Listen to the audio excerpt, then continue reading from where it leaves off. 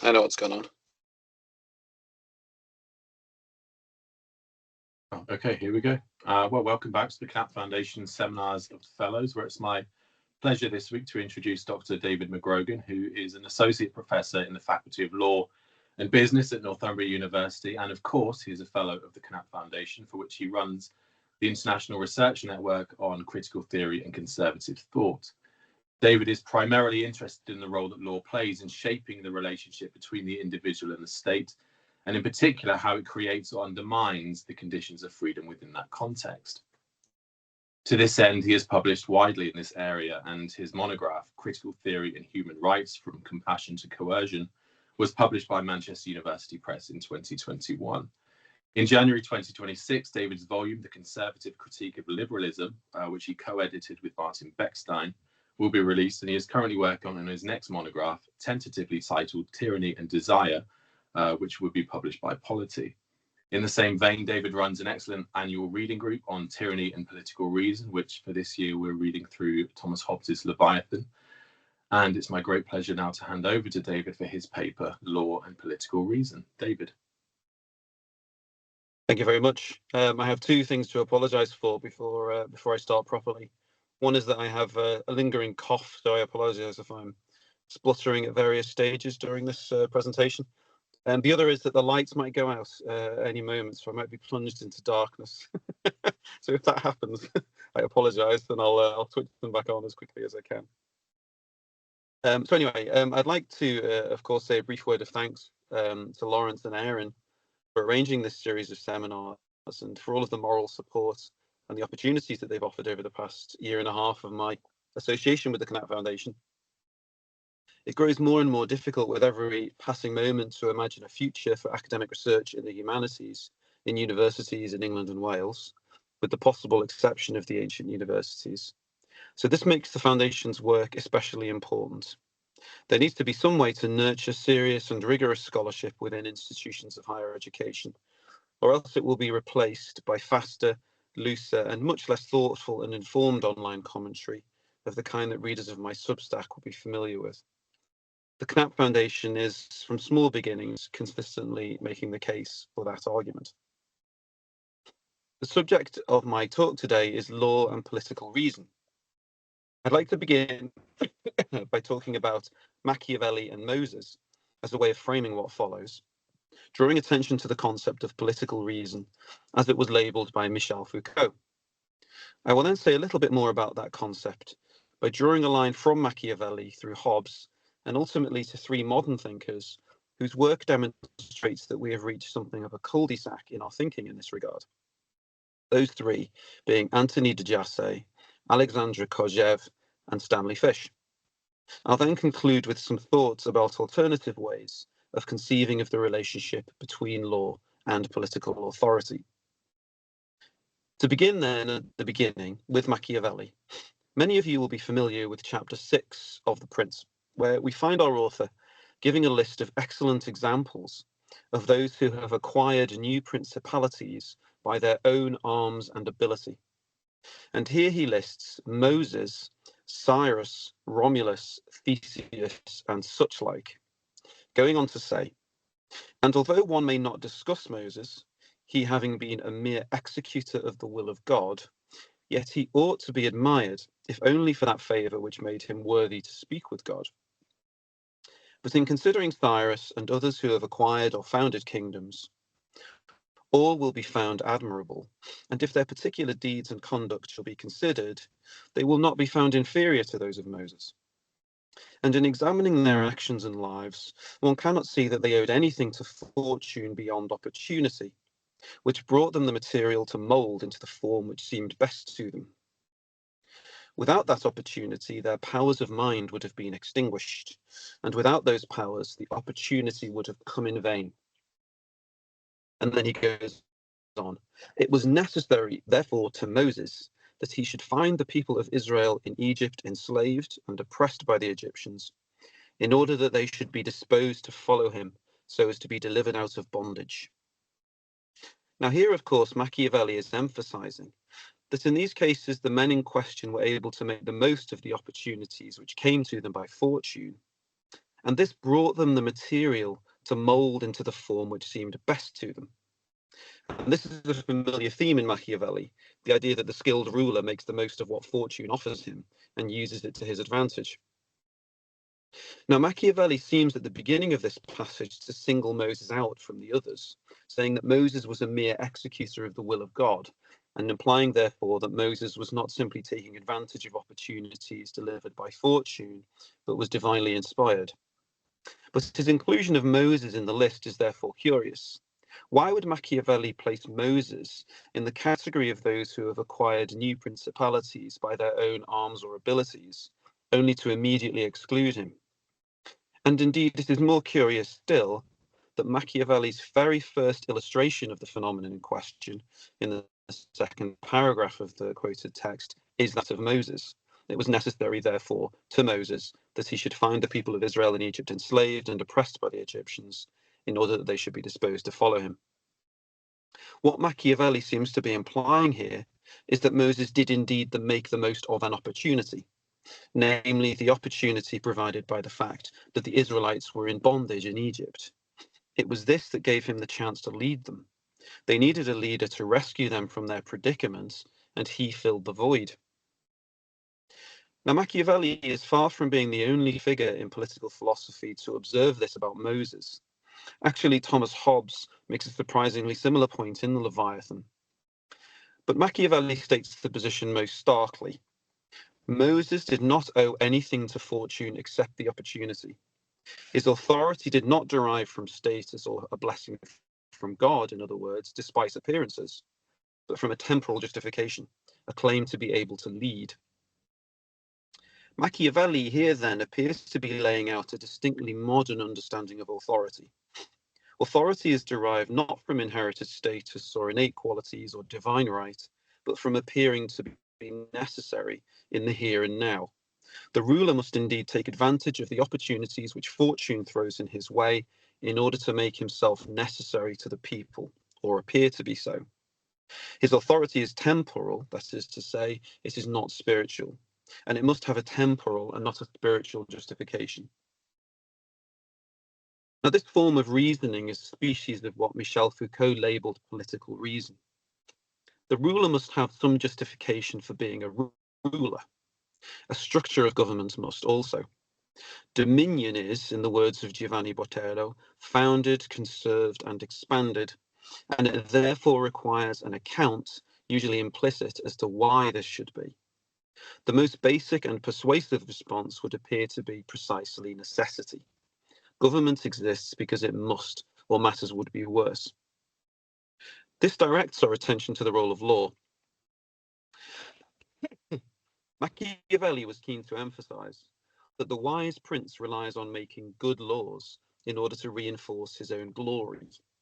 And this in turn, of course, implies that law itself should be instrumentalized. The sovereign makes law in order to reinforce and generate his own authority. He presents his lawmaking power as precisely a function of necessity. It is necessary that law exists and is enforced, and hence sovereign power is justified. So far, so good. It is important to note that the question of necessity has itself to be understood in light of what Machiavelli had to say about truth, i.e., that the only truth that is significant for the prince is that which he can create so as to achieve his desired effects, the effectual truth. But leaving that question aside for a moment, the pattern of thinking about law in modernity as laid out by Machiavelli is clear enough. The prince makes himself necessary, and law serves that interest. It generates and supports authority. Machiavelli then presents us with a sketch, but it takes Thomas Hobbes to fill in the details. Machiavelli was happy to simply say that the prince ought to create and enforce good laws in order to secure his position. He did not devote much thought to the question of what a system of good laws looks like. Hobbes, though, does consider that question and comes up with a curious answer.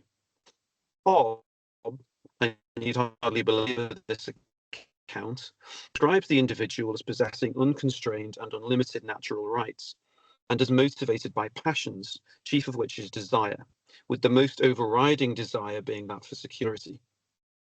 And the task of the sovereign therefore becomes to create laws which constrain the exercise of natural rights in order to provide security. In the state of nature, conflict is inevitable as the exercise of natural rights draws man into competition over the same goods.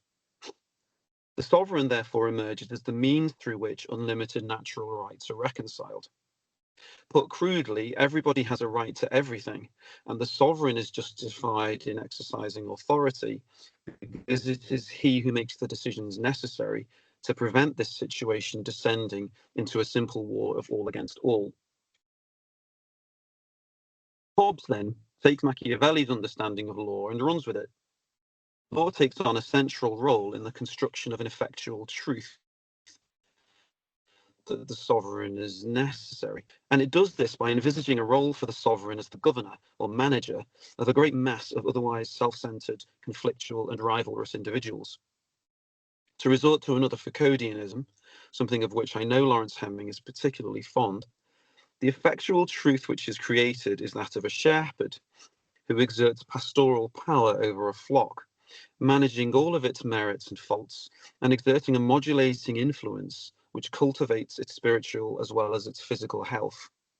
Within this picture, law is imagined as itself a managerial function, which allows the sovereign to issue whatever commands are necessary to reconcile all of the conflicts that emerge from the hedonistic drives of the population in a way that best maximizes utility.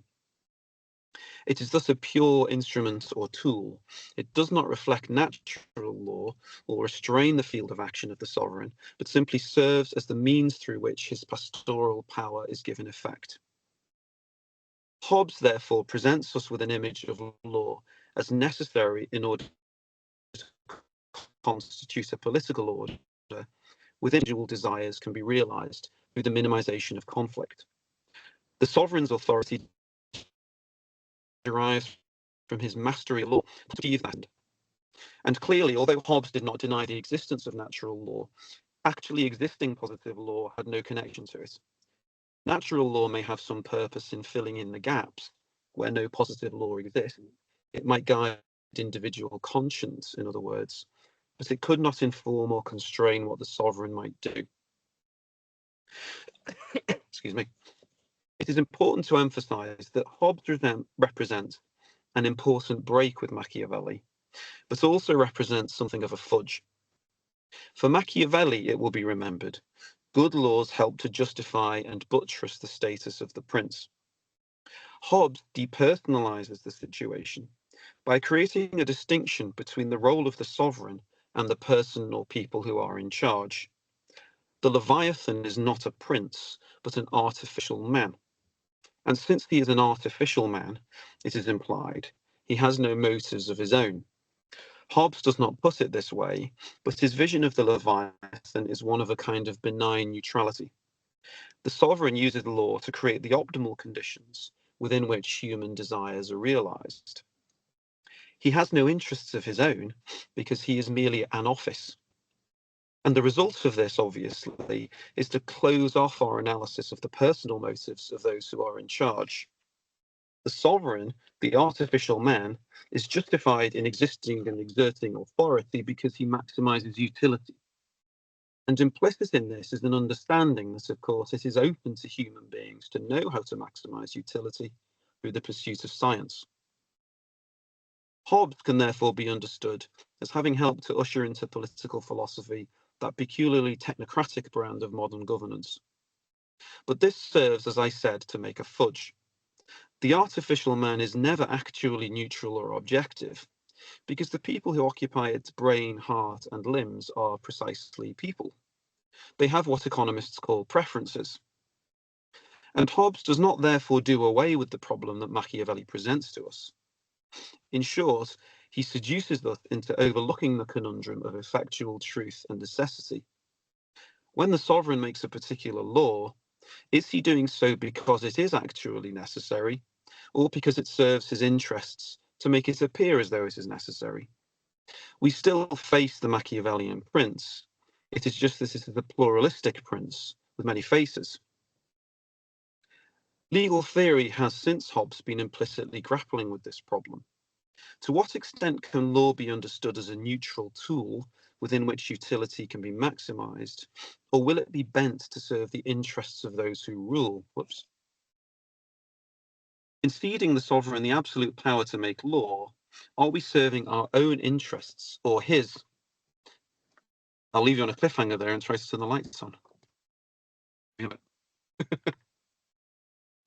In the 20th century, answering these questions took legal philosophers down three separate pathways, which I will call loosely the realist, utopian, and critical, respectively. Each of these is represented by a particular thinker whose contributions I will very briefly summarize. These are chosen really as avatars for particular schools of thought with large representation. My aim here is simply to demonstrate that each of these pathways ends in something of a cul-de-sac, and that we may want to explore another avenue instead. The realist position is that law is never a neutral tool, and this will always serve particular values or interests of those who rule. This is the position advanced most cogently by the libertarian thinker Anthony de Jassé. De Jassé posits the state as being ineluctably imbued with partisan motives. A human society of any size is marked by a heterogeneity of preferences. Since this is the case, any attempt by the sovereign to maximize utility requires choices to be made about which preferences to prioritize at any given moment. And this necessarily implies a non-neutral perspective. The sovereign will choose not what is best, but whom it had better please in view of its own priorities. This puts us, for de Jassé, in a position of simply being at the whim of the sovereign's prudence. The state will be as totalitarian as it can get away with. Law, in other words, will always be deployed as a means by which the state maintains a careful balancing act, managing the different preferences in society in such a way as to secure the status of its tenants without becoming so oppressive that it becomes unstable. Law will therefore be used both as a tool of command and also as a kind of voluntary self-limitation device, so as to prevent the state itself from, as it were, going too far in a totalitarian direction. But ultimately, this will be in pursuit of the state's own overarching interests and those alone. The utopian position is that the only circumstance within which law will unmoor itself from political reason and make itself necessary in the strict sense is through the actualization of justice in the universal and homogeneous state. Alexandra Kojev depicts human societies as being governed each by an exclusive political group, meaning any group which is able, to suppress or exclude all other groups from government without destroying the state. And within that group, there is an exclusive juridical group, which might be described as that group which aims to realize a particular idea of justice and is able to suppress or exclude all other ideas of justice without destroying the state. Ideally, the exclusive juridical group will gesture towards justice.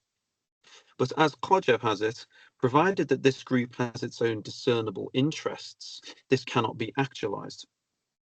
This is because if the exclusive juridical group has its own interests, whatever those interests might be, even if they are only the self-preservation of the group itself, the law will serve those interests. And it follows that the only way to achieve justice is to ensure that, in fact, anyone at all can, in principle, be a member of the exclusive juridical group, or, if you prefer, that the exclusive juridical group will become non-exclusive and disappear entirely. Unless literally anybody could apply the law and have the outcome be exactly the same as it would for anybody else, then it is suggestive that the preferences of the exclusive juridical group which are determining outcomes, not justice. Justice can only be realized when it is impossible for distinctions of any kind to have any bearing on the way in which the law is applied. Two conclusions necessarily follow from this. The first is that since there can only be justice when there are no distinctions between people, justice cannot be achieved where there is a world comprising more than one state. At the extreme, although Kojève does not, I think, say this directly, the implication would also be that justice cannot be achieved where there are two sexes, where there are distinctions based on age, and so on. This is because, naturally, the exclusive juridical group within a state would tend to produce outcomes that are at least designed to maintain the existing legal order in the jurisdiction, and hence would not be motivated by justice in the strict sense. And the second conclusion is that justice has to be synonymous with equity. The essence of justice must be absolute equality of both form and substance. Since any inequality would produce distinctions and therefore frustrate justice, justice itself means equity and vice versa. And justice has no content beyond that. It will only be actualized in complete equality between everybody everywhere, i.e. in the universal and homogeneous state. Only a legal decision which achieves equality is just, and this can only happen where law is applied purely in the interests of realizing equality and nothing else. For Kojève, then, political reason disappears in the universal and homogeneous state because politics itself disappears in those circumstances.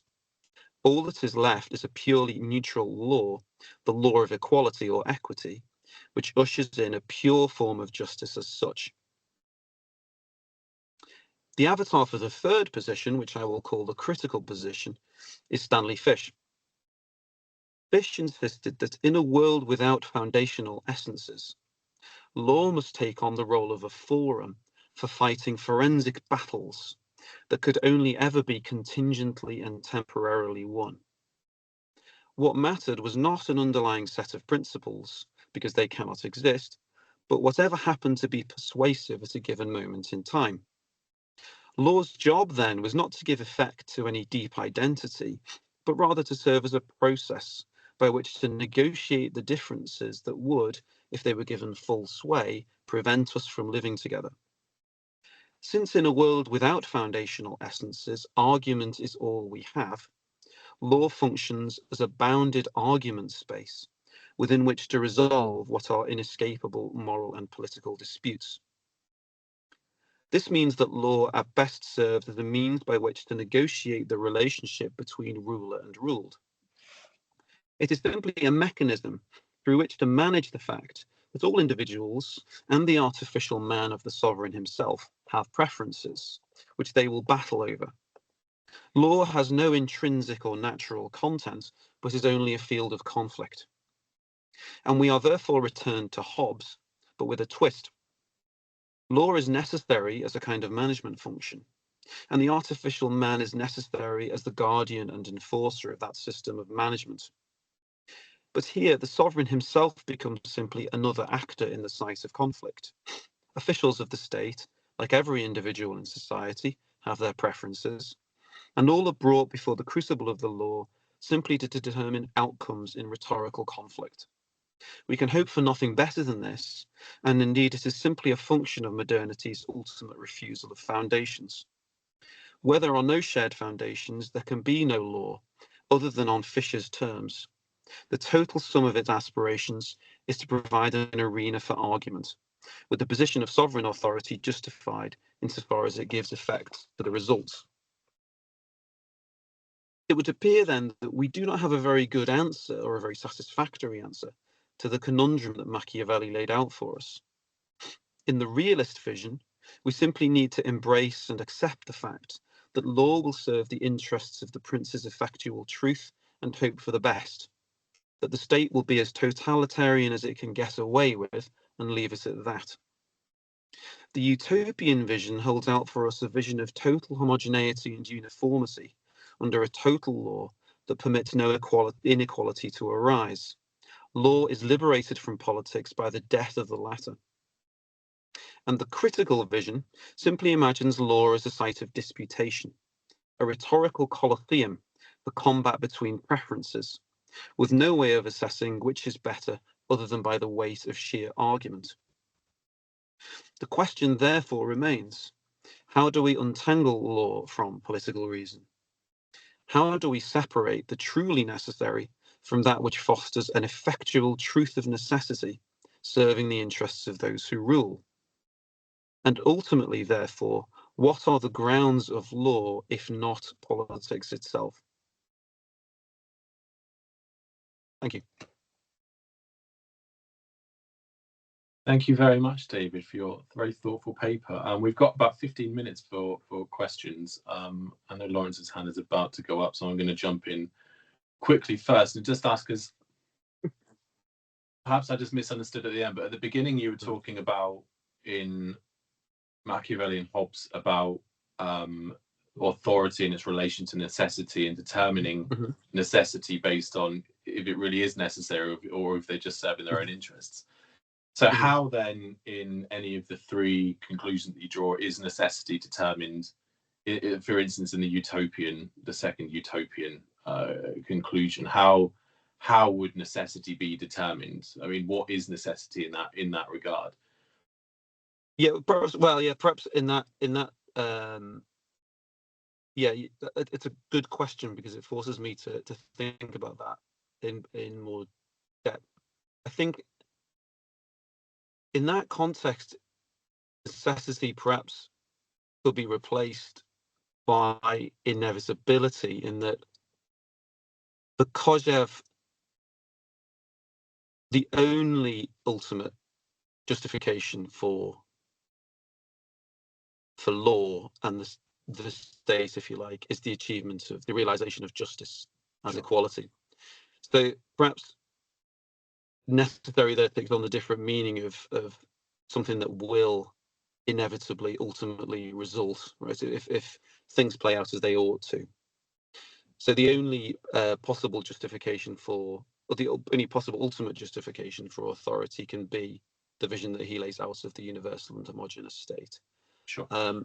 So perhaps I should say that his argument is maybe could be described as the disappearance of necessity, or the lack of requirement for necessity, if that makes sense to you. Yeah, of course. Yeah. Sort of a description of how necessity itself can disappear, because of course politics itself disappears. Yes. Good point, yeah. Any other questions?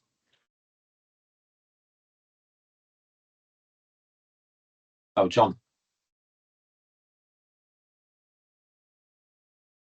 I need to unmute myself. Yeah, sorry, I didn't find the thing for putting up the hand on the screen quickly. But I just wanted to, I was thinking of Stanley Fish and his position, and whether, and he says that the law provides a space for argument, that we do have argument. But then you were saying, but it's merely something rhetorical. And I suppose my question, well, to you and him is, are we merely seeing a play of rhetoric then? Or are we genuinely seeing argument in which you have to give reasons? And if so, he's actually allowing a lot more than he really wants to. And I wonder if he wants to do away with any sort of norms of argument, whether he would really get a coherent idea of his what's going on just by saying, well, there's rhetoric there. So I mean, I take the point that he says in the end it's just who is persuaded, but it seems we're not talking about persuasion just by appeal to the emotions. What in ancient world people would say you did as a rhetorician, but we're dealing with persuasion by appeal to reasoning, even if not demonstrative reasoning. That's just what I like to ask about. It's as much for Fish as for you, but I'd be interested in your thoughts about it. Yeah. So have you read much of Stanley Fish's work? Are you familiar with his other writing? Because the entire edifice of Fish's understanding of law really derives from an argument about interpretation. So he's very Schmittian, really. His understanding of law is very Schmittian. Law you may sort of have things that are written down which look like they are the law, but law is actually, the ontology of law is in the decision. Once a judge has made a decision, then we know what the law is. But until that point, we're simply, if you like, discussing the law or arguing what the law should be. It's only once the law has, once the judge has made a decision that we can identify, if you like, the actual kind of, the effect of law. And so therefore, the people who really matter are judges. And he would describe judges as being part of an interpretive community who have certain values or preferences which inform how they interpret the law. And when people present their arguments to the judge, they're effectively presenting their arguments in such a way as to appeal to the judge's sense of the proper interpretation of the rules. And therefore, it's not a kind of a free-for-all. Right? It's not simply, which argument happens to be the most persuasive at any given moment. It's which argument is most persuasive given the interpretive context which judges are operating in. And so, of course, appeals will be made to previous judgments, to precedent. Appeals will be made to principles and values that the litigants assume are kind of informing the judicial interpretation. So it's sort of bounded by, I guess, what you might call, for want of a better term, cultural expectations or values, but those are not founded in any kind of underlying moral order or any foundational principle. They really just derive from the judge's own context, their background, the way in which they were educated, and so on and so forth. So did that answer your question? It's kind of a rhetorical. So he describes law as the phrase that he uses is that law performs a trick, in that you have these two litigants who both have their opposing arguments, which they present to the judge. The judge then interprets the law as he sees fit and chooses a winner or a loser. And then in the choosing of the winner and the loser, it's almost as though the judge has sort of clicked his fingers and created a rule. And it looks as though he is, sort of referring to the law and simply applying it to resolve the dispute. But that's all a kind of a fiction. It's almost like the Wizard of Oz, behind the curtain. What he's actually doing is simply choosing which of the two arguments he thinks is most persuasive. But he doesn't do that freely. He doesn't do that in a completely unrestrained way. He does that informed through his kind of interpretive community, to use Fisher's phrase. Right. Yes. No, I do understand that, and I think you're asking me what had I read much Fish, and I have. A long time ago, I read one or two of his literary things, but most recently, I did read what he wrote about academic freedom, and yes. Again, this sort of exactly the same sort of idea in thinking about what goes on in universities and how academic subjects sort of develop. Yes. And so exactly. yes, and I think he can give quite a good answer to my criticism, though I think if you scratch deeply enough, there are going to be problems. But no, thank you very much for your answer. Yeah, and I just, if I could just come back, if I could just come back on the academia point, because I think his argument is about academic freedom is very interesting, because even in his early writings back in, I guess, the 70s, he was making the case that there isn't really such a thing as academic freedom. If you go into a university seminar and you say that I think Romeo and Juliet is a play about Darth Vader and the Ewoks, then you'll be laughed out of the seminar room. Right? You won't be taken seriously. I don't think you would be taken seriously, even now. Well, I don't. So academics do not exercise freedom in that sense, right? They're constrained also by the fact that they are part of an interpretive community, and there are some interpretations of text which are simply not allowed. But it's not that they're not allowed because he would say, at least, it's not that they're not allowed because there is an underlying truth to the text. There is a kind of canonical understanding of the text that is right, and that we're all trying to gesture towards. he would say that the truth simply derives from the fact that there's an accepted way of understanding a text, which kind of accretes over time, right? And but it doesn't really relate to a kind of canonical version of the text, because that doesn't exist. Yeah. Sorry, Lawrence, I interjected.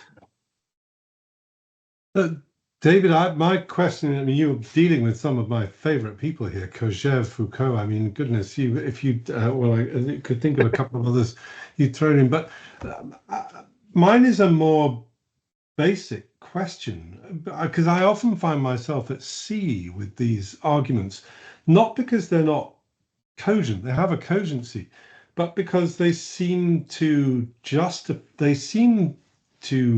determine to justify themselves on the level of opinion. That is to say, I don't know what it is that they themselves think that they are speaking of. So when they speak of things like justice or equity or equality, and they also want to dissolve those concepts at the same time. Am I wrong? I think there is no, and if I was to speak completely frankly, there is no point in trying to understand what Kojève meant by equality or equity, because it's patently absurd that you could have a situation in which it literally doesn't matter who is applying the law, because the outcome will be the same. Because if that was true, there would never be any legal disputes, because everybody would simply know what the law is, and then they would just do whatever it required. So law itself would cease to exist. So either he's describing a situation in which law ceases to exist, or he hasn't really thought through the implications of what his vision would look like in practice. So I don't think you can really understand Kojève as doing anything other than actually providing a kind of a critique, and I think unintentionally perhaps providing a kind of phenomenological critique of realism. And he was, I think, trying to think through the implications of realism, i.e. that law is simply going to reflect interests and preferences, trying to reveal that and suggest a means by which it could be refuted. That's how I sort of interpret his understanding of law.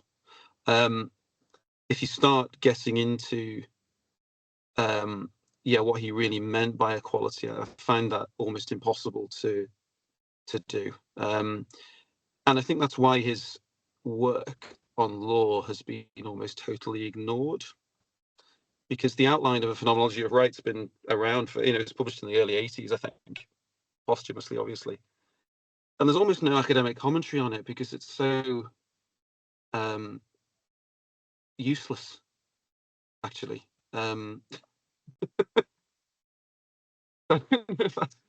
It's not at all helpful in understanding really anything other than other than a curious anthropological experiment almost, because an awful lot of people think like Kojève.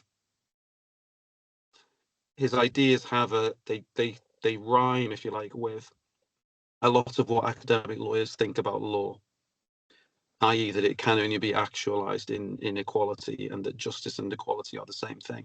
So Kojève was clearly a kind of outrider for a movement in academic legal philosophy. It's very strong. Explaining that and understanding why that is the case is, I think, the most interesting thing for me. That's why I'm interested in Kojève. I'm not interested in him because of his ideas, which strike me as simply being absurd, but I'm interested in him as an exemplar of a particularly strange way of thinking about law, very strange and influential way of thinking about law. I mean, that's very helpful. I mean, your answer, if I can boil it down to one word, is yes. I mean, yeah. Yeah. That's the problem that I That would have have.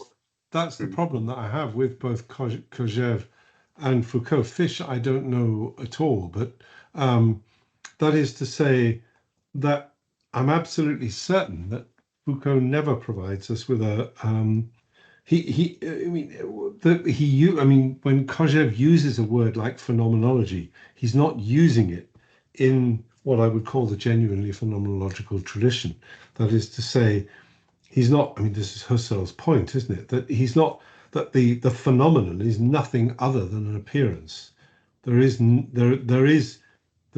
Sache selbst behind the appearance. There is no real thing behind the appearance. And I think you're absolutely right that my reading of the way in which much academic discourse has handled these issues in recent years has been simply to be concerned with appearances and therefore to be concerned with opinion. My real question is, how we get behind that? Well, that is to say, how we destroy it. And I mean destroy it in Heidegger's sense of that Zerstörung or Abbauen, how we pull it down to where it can then speak of that which we want to speak of. I mean, when he speaks of justice, he turns to what he thinks the Greeks mean by dike, but he gives very cogent and careful explanations of that. I find myself at sea with both Foucault and Kojève because of their refusal to give explanations, if you like. But and this is genuine. I just wonder if I'm being curmudgeonly in thinking along these lines, or whether or not I'm actually observing something, dare I say it, real. No, I don't think you're being curmudgeonly. I think it's that's entirely fair if you're taking their arguments at face value, but I don't really take their arguments at face value because, as I said, I don't think that Foucault is useful. I mean, don't get me wrong. Foucault, I think you can separate from Kojève. Kojève, I don't think is saying anything remotely useful. So again, I just reiterate, I think he is fascinating as an example of how spectacularly unhelpful academic legal philosophy is, even though I don't think he was an academic legal philosopher. He's like a sort of test case. A case study is a better expression, actually. Yeah, a case study. Well, it's 1:45, just gone. So could we say thank you to David again for his excellent paper? And we'll meet again next week for Nadia's paper, Nadia El-Bizri's paper. Thank you very much, everybody. Thank you. Thank you. Thank you. Bye.